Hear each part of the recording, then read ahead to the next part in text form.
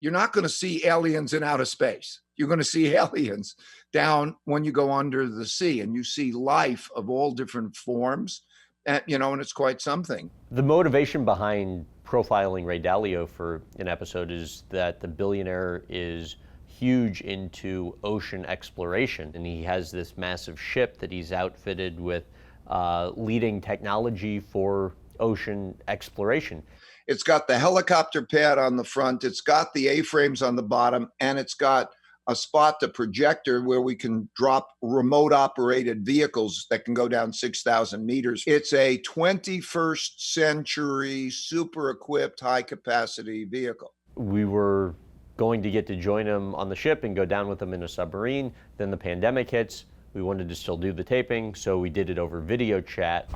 Ray, can I have you shift your laptop to your left a little bit? I am still, though, holding out hope and that we'll get to meet up with him on his ship and do that at some point. Ray, if you're watching this, buddy, we cannot wait to get on that ship. For his day job, he's created the most successful hedge fund in the world, Bridgewater, and also has close relationships with a whole host of global world leaders. What are the situations in which you've met with Putin, and what did the two of you talk about?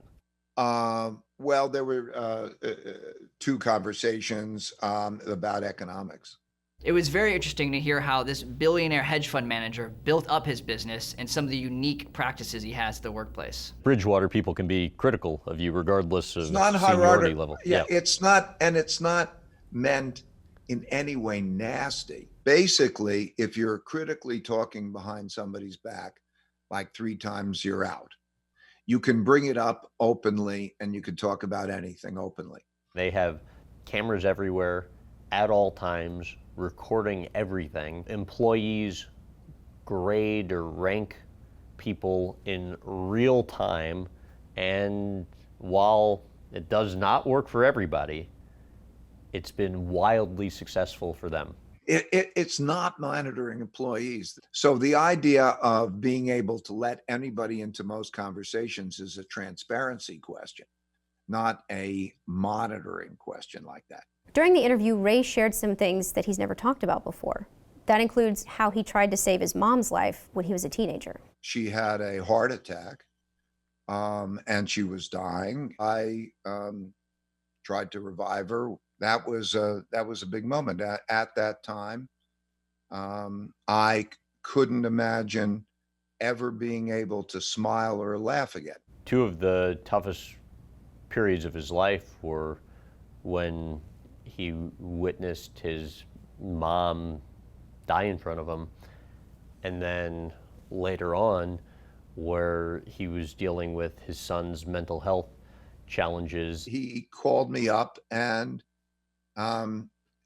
he was about to take his life because the pain of the depression was just so great. I said, wait for me and I'm going to come there and I'll give you a hug and I was able to talk him out of it. If anybody out there is dealing with bipolar or has somebody who's dealing with bipolar, I want to let you know that there's a path. Our producer, Brad, he seems to have a knack for adding comedic relief whenever it's needed. We're kind of wrapping up. We have this, really nice setup for our video chat with Ray Dalio.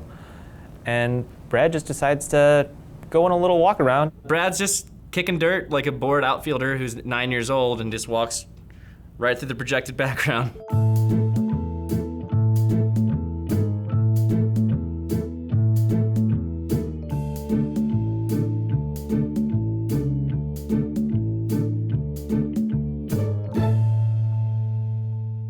Idiot.